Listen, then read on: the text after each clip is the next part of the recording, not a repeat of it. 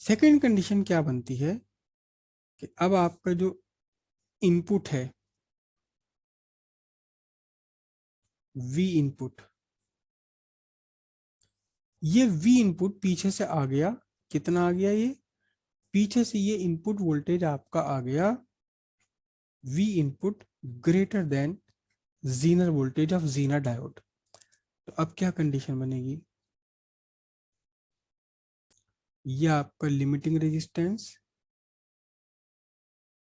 ये आपका load resistance, और यहां आपने डाला हुआ था क्या, जीनर डायोड। और अब आपका ये क्या है, आउटपुट इन दोनों टर्मिनल्स के अक्रॉस।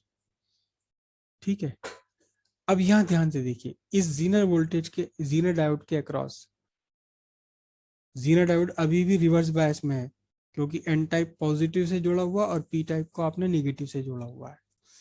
लेकिन अब आपका जो यहाँ वोल्टेज आ रहा है उसमें से हल्का सा वोल्टेज फॉल हो जाएगा, किसके अक्रॉस फॉल हो जाएगा, इस लिमिटिंग रेजिस्टेंस के अक्रॉस। अप्रोक्सीमेटली सारा ही वोल्टेज किसके अक्रॉस जाएगा, लोड रेजिस्टेंस के अक्रॉस। लोड रेजिस्टेंस और जीनर डायोड आपस में पैरेलल में लगे हुए हैं, तो whatever be the potential difference across zener diode, it is equal to the potential difference across load resistance.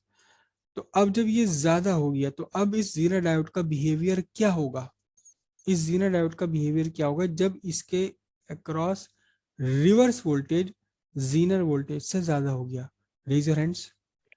अब इसका बिहेवियर क्या होगा, सर जो वोल्टेज होगी across RL so slightly larger than V input. अच्छा अच्छा, आरएल के across, RL के अक्रॉस जो वोल्टेज है वो slightly larger than input voltage होगा।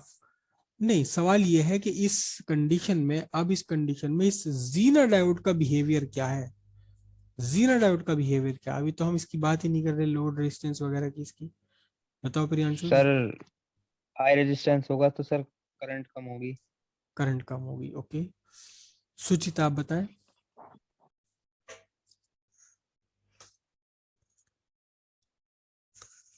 सुचित बताइए, इस जीनर डायोड का बिहेवियर क्या होगा जब आप, जब इस डायोड के अक्रॉस रिवर्स वोल्टेज जिसके जीनर वोल्टेज से ज्यादा हुआ है।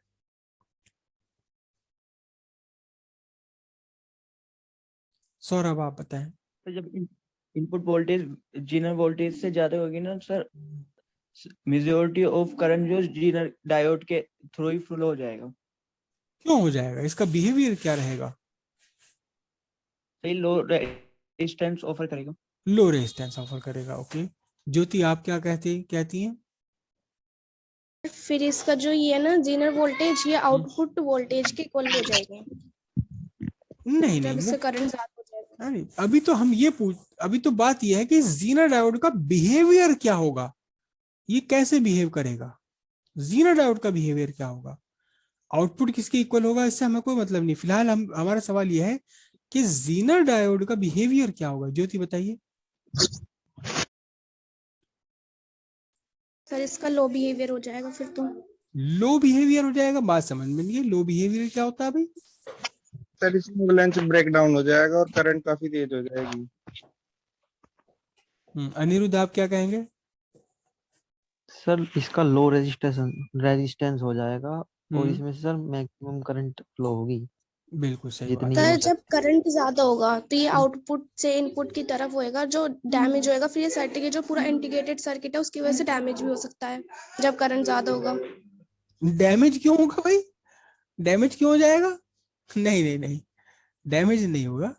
अगर डैमेज होने लगा तो फिर जीनर डायोड काम ही कैसे करेगा, डैमेज नहीं होने देंगे इसे, चिंता मत करो आप, बिल्कुल भी चिंता मत करो, डैमेज नहीं होने देंगे इसको। ये लिमिटिंग रेजिस्टेंस जो है ये इसके खुद के जीरो डायोड को भी डैमेज से बचा लेता है इसके अंदर करंट लिमिट करके। हाँ, तो सीधी बात ये है कि जब आपका इनपुट वोल्टेज जीरो वोल्टेज से ज्यादा है तो अब क्या हो गया, अब इसमें जेनर ब्रेकडाउन हो गया, जीनर ब्रेकडाउन हो गया और रिवर्स वोल्ट अब ये क्या ऑफर करेगा, it offer low resistance, it offer low resistance, बहुत लो रेजिस्टेंस। जितना ही फॉरवर्ड बायस में रेजिस्टेंस ऑफर करता था उससे भी कम रेजिस्टेंस ऑफर करेगा, क्योंकि अब बहुत सारे चार्ज कैरियर्स यहाँ पर चले गए। तो क्या होगा, large current will pass through it,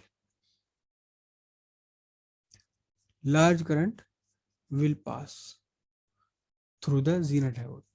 तो ये जो करंट आ रही है आपकी पीछे से आई, करंट है आई, इसका बहुत बड़ा पार्ट कहाँ जाएगा, जीनर डायोड के अक्रॉस जाएगा, और एक छोटा पार्ट किसके अक्रॉस जाएगा, मैं इसको लिख रहा हूं आई जेड और इसको लिख रहा हूं आई एल। ठीक है, टोटल करंट पीछे से आ रही थी आई जेड, करंट किस में चली गई, जीनर डायोड में, और लोड रेजिस्टेंस में कितनी गई, आई एल। तो अब देखना जरा ध्यान से, जीनर डायोड और ये तो दोनों आपस में पैरेलल में लगे हुए, सीधे सीधे इनके वोल्टेज तो वही के वही रहेंगे। अब आपका टोटल इनपुट कितना हो जाएगा, अब आपका इनपुट वोल्टेज कहाँ कहाँ डिस्ट्रीब्यूट होगा, V input is equal to potential drop across limiting resistance, कितना है, I into R M, plus potential drop across बोलिए लोड रेजिस्टेंस, कितना है लोड रेजिस्टेंस है आपका I L into R L. अच्छा, अब देखना जरा ध्यान से, ये जो आई है, ये जो मैंने यहाँ आई ली है, ये कौन सी करंट ली है, it is the current through limiting resistance I. I की वैल्यू किसकी इक्वल है, आई जेड और आई एल के इक्वल है। किसके इक्वल है ये, आई जेड और आई एल के इक्वल है। तो अब ये क्या बना देखना, I Z plus I L into R L और लिमिटिंग रेजिस्टेंस से मल्टीप्लाई। अब यहाँ देखो जरा ध्यान से, आई Z into limiting resistance plus I L into limiting resistance plus I L into load resistance, ये आपका पूरा इनपुट हो गया। अब आउटपुट आपको कहाँ मिल रहा है, आउटपुट आप ले रहे हैं अपने लोड रेजिस्टेंस के अक्रॉस, तो इसका मतलब V आउटपुट अभी भी क्या है, V आउटपुट आपका कितना है, V आउटपुट है current in load resistance into magnitude of load resistance I L into R L, I L into R L. तो मैं इसको यहाँ सब्स्टिट्यूट कर दूं V आउटपुट वोल्टेज, यहाँ से मैंने इन दोनों चीजों को दूसरी साइड उठा लिया, तो ये बना आपका V output equals V input minus I Z into R M plus I L into R M. क्योंकि यहाँ I Z is very large, बहुत ज्यादा है आई जेड की वैल्यू। अच्छा, मुझे यहाँ से भी तो माइनस ही लगाना पड़ेगा, दोनों दूसरी साइड ले जाओ, दिस इज माइनस। तो आई जेड की वैल्यू बहुत बड़ी है, तो आर एम की वैल्यू कम होने के बावजूद भी ये काफी बड़ा प्रोडक्ट निकल कर आता है, काफी बड़ा प्रोडक्ट निकल कर आता है। It means a large quantity is subtracted from V in, ये वाला प्रोडक्ट क्योंकि काफी लार्ज है, ये भी है काफी लार्ज, क्योंकि यहाँ पर आई एम की आर एम की वैल्यू काफी लार्ज है, यहाँ आई जेड की वैल्यू बहुत लार्ज है, तो काफी सारा सब्ट्रैक्ट करना पड़ेगा आपको इनपुट में से। अब आपका जो इनपुट होगा वो V इनपुट अप्रोक्सीमेटली, बल्कि मैं उल्टा लिख गया यहाँ, V output is approximately equals to V output is much less than V input. V output is much less than V input. कितना सब्ट्रैक्ट करना पड़ेगा आपको सब्ट्रैक्ट करना पड़ेगा I Z into R M minus I L into R M. तो V output आपके input से काफी कम हो जाएगी, और जैसे जैसे आपकी यहाँ से करंट बढ़ेगी, जैसे जैसे सर्किट में से आपकी करंट बढ़ेगी, वैसे वैसे इस आई जेड की वैल्यू बढ़ती चली आएगी, क्योंकि ये तो बहुत कम लोड रेजिस्टेंस ऑफर कर रहा है। हालांकि आई एल भी बढ़ेगा, लेकिन आई एल का बढ़ना बहुत कम रहेगा as compare to the increase in I Z. ठीक है, तो अब आपका क्या होगा, as V input increase, I increases, ठीक, I Z increases to large extent, and there is a small increase in IL. तो अब IL जो भी है यहाँ पर आउटपुट वोल्टेज आपका जो भी है इस फॉर्मूले के हिसाब से जो भी आपका आउटपुट वोल्टेज है इसमें तो कोई खास चेंज होने का नहीं, क्योंकि IL की वैल्यू नहीं बढ़ रही, यहाँ बढ़ जाएगा तो V इनपुट बढ़ा तो उसमें से सब्ट्रैक्ट होने वाली क्वांटिटी, V इनपुट बढ़ा तो उसमें से सब्ट्रैक्ट होने वाली क्वांटिटी भी बढ़ गई, तो फिर अब आपका जो V आउटपुट है, V आउटपुट लगभग कांस्टेंट हो जाएगा, which is less than V input, input voltage से कम ही होगा। तो अगर आपको यहाँ 5 वोल्ट आउटपुट चाहिए और आप को लग रहा है पीछे 300 वोल्ट भी आ सकते हैं, 100 वोल्ट भी आ सकते हैं, आपने स्टेप डाउन ट्रांसफार्मर बनाया जो 200 वोल्ट को 5 में कन्वर्ट कर दे, लेकिन पीछे से आ गए 100 वोल्ट, तो अब बेचारा जीना डायोड क्या काम करेगा, कुछ भी काम नहीं करेगा। तो आपने पहले ही एक स्टेप डाउन ट्रांसफार्मर ऐसा बना दिया जो 200 वोल्ट को 10 वोल्ट में कन्वर्ट कर दे, 200 वोल्ट को 10 वोल्ट में कन्वर्ट कर देगा। ये सारा वैल्यू सब इस तरह से एडजस्ट की जाती है, आरएम और आरएल की वैल्यूज, इनकी न्यूमेरिकल वैल्यू ऐसे एडजस्ट की जाती है कि आपको यहाँ पर 5 वोल्ट मिल जाए। जब आपका इनपुट वोल्टेज 100 वोल्ट रहेगा कुल, तो जीरो डायोड काम नहीं करेगा, तब भी 5 वोल्ट ही मिलेगा। जब आपका इनपुट वोल्टेज 300 होगा तो आईजेड की वैल्यू काफी ज्यादा चली जाएगी, तो potential drop across limiting resistance increase हो जाएगा, तो फिर लोड रेजिस्टेंस को कम पोटेंशियल मिल पाएगा, तो फिर से आउटपुट क्या रहेगी, लगभग कांस्टेंट बनी रहेगी आउटपुट इस जीना डायोड के यूज करने से। और मेरे पास एक प्रैक्टिकल सर्किट रखा हुआ है,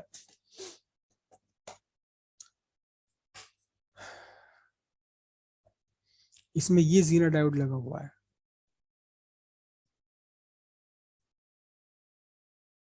ये वाला जो डायोड है ये जीना डायोड है ये, और ये आईसी है। इस आईसी को 5 वोल्ट चाहिए कांस्टेंट प्रॉपर वर्क करने के लिए। बाकी इन ट्रांजिस्टर को तो 5 वोल्ट से ऊपर नीचे भी मिल जाए तो भी काम कर जाएंगे, लेकिन इस काम करने के लिए 5 वोल्ट चाहिए।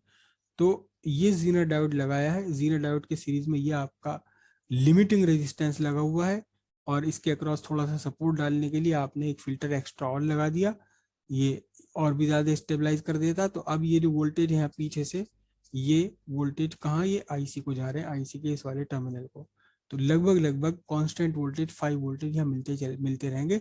भले ही ये इनपुट वोल्टेज है, भले ही वो इनपुट वोल्टेज आपके 100 वोल्ट आए पीछे से या 300 वोल्ट आए, लगभग ये 5 वोल्ट आपको कहाँ मिलते रहेंगे, रेजिस्टेंस। अगर कम वोल्टेज आ रहे हैं तो इस लिमिटिंग रेजिस्टेंस के अक्रॉस कम पोटेंशियल ड्रॉप होगा, अगर पीछे से हाई वोल्टेज आ रहे हैं तो इस लिमिटिंग रेजिस्टेंस के अक्रॉस ज्यादा पोटेंशियल ड्रॉप हो जाएगा, और आपका जीनर के अक्रॉस पोटेंशियल डिफरेंस लगभग कांस्टेंट बना रहेगा। तो आपके जहां भी आपको चाहिए कांस्टेंट वोल्टेज, वो लगभग कांस्टेंट वोल्टेज बने रहेंगे। हालांकि इतना बड़ा वेरिएशन नहीं होता जितना बड़ा मैं बोल रहा हूँ, जितना बड़ा कि वी इनपुट आपने ट्रांसफार्मर बनाया, कौन सा ट्रांसफार्मर बनाया, स्टेप डाउन ट्रांसफार्मर बनाया जो 220 वोल्ट को 200 वोल्ट को 10 वोल्ट में कन्वर्ट कर दे। जब क्यों, क्योंकि जब 100 वोल्ट आएंगे तो यहाँ 5 वोल्ट मिलेगा, आपकी बैटरी चार्ज होती रहेगी, लेकिन जब 200 वोल्ट आएंगे तो आपको मिलेगा 10 वोल्ट। 10 वोल्ट से आपने इस डायोड से रेगुलेट करके कितने बना लिया, आउटपुट आपने 5 वोल्ट बना लिया। जब 300 वोल्ट आ गए तो फिर यहाँ मिलेगा 7.5 वोल्ट, उसमें भी आपने पोटेंशियल ड्रॉप करा लिया इस लिमिटिंग रेजिस्टेंस के अक्रॉस 7.5 में से 2.5 वोल्ट का, और आपको यहाँ क्या मिलेगा, वही बंधे हुए 5 वोल्ट मिल जाएंगे। हालांकि प्रैक्टिकल अरेंजमेंट बहुत कॉम्प्लिकेटेड होते हैं, ये बिल्कुल सिंपलेस्ट स्ट्रक्चर है, वो यही सिंपलेस्ट स्ट्रक्चर बिल्कुल ये रहा, ये यूज हो रहा है। ये यहाँ ये पॉजिटिव है, ये आपका लिमिटिंग रेजिस्टेंस है, यहाँ जा रहा है पूरा ये, और बस ये पॉजिटिव टर्मिनल से नेगेटिव लिमिटिंग रेजिस्टेंस के क्रॉस ये लगा रखा, और इसके साथ में एक कैपेसिटर यहाँ और लगा दिया, कहाँ पर, इस जगह, इसके साथ साथ एक कैपेसिटर यहाँ और लगा दिया गया, ताकि थोड़ा सा और अच्छे से स्टेबलाइज हो जाए। थोड़ा बहुत अगर फ्लक्चुएशन आता है तो वो फ्लक्चुएशन बिल्कुल खत्म हो जाए, क्योंकि आईसी के लिए फ्लक्चुएटेड वोल्टेज काम नहीं करते बिल्कुल भी।